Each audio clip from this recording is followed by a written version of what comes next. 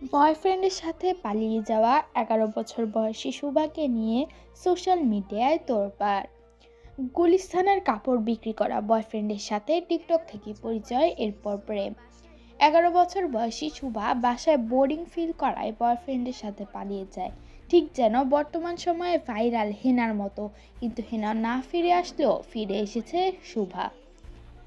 রাজধানীর মোহাম্মদপুর এলাকা থেকে নিখোঁজ ১১ বছর বয়সী শিশু আরাবী ইসলাম শুভাকে উদ্ধারের পর চাঞ্চল্যকর তথ্য জানা গেছে।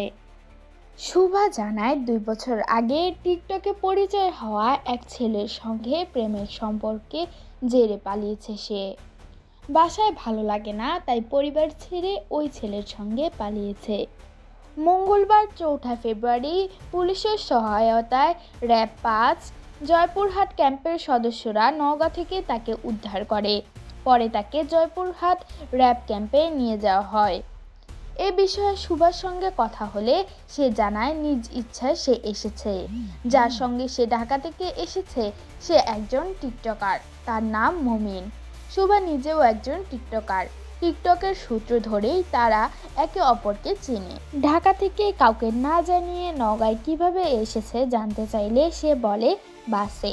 কেন এসেছে জানতে চাইলে সে বলে বাসায় ভালো লাগছিল না, তাই চলে আসছি। মোহাম্মদপুর জোনের অতিরিক্ত পুলিশ কমিশনার জুয়েল রানা বলেন, এটি প্রেম সম্পর্কিত ঘটনা। নওগাঁর এক ছেলের সঙ্গে ওই কিশোরী পালিয়েছে। নওগাঁয় ওই ছেলের বাড়িতেই তাকে খুঁজে পাওয়া গেছে। পুলিশ জানিয়েছে, সিসিটিভি ফুটেজ ও প্রযুক্তির সহায়তায় মেয়েটির অবস্থান নিশ্চিত করে তাকে উদ্ধার করা হয়েছে। জানা যায়, ফুসফুসের ক্যান্সারে আক্রান্ত মায়ের চিকিৎসার জন্য ২ মাস আগে বরিশাল থেকে ঢাকায় এসেছিল শুভা। রবিবার ২রা ফেব্রুয়ারি সন্ধ্যা ৬টার দিকে বয়সের ছোট ফুফাতো ভাইয়ের সঙ্গে বাসা থেকে বের হন শুভা। এরপর রাস্তা পার হতে গিয়ে নিখোঁজ হয় সে। সোমবার ৩রা ফেব্রুয়ারি মোহাম্মদপুর থানায় এ বিষয়ে সাধারণ একটি ডায়েরি করেন তার বাবা ইমরান রাজীব। মোহাম্মদপুর এলাকার সিসি ক্যামেরা ফুটেজে টোকিও স্কয়ারের সামনে শুভাকে শেষ দেখা যায়। সেখানে শুভার ফুফাতো ভাই ছাড়া আরেকজনও ছিল তার সঙ্গে। শুভাকে তার সঙ্গে হাঁটতে দেখা গেছে।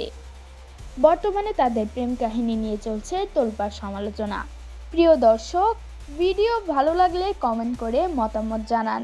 চ্যানেলটি সাবস্ক্রাইব করেই পাশে থাকুন। ধন্যবাদ। রাদিয়া নূর ভূঁইয়া।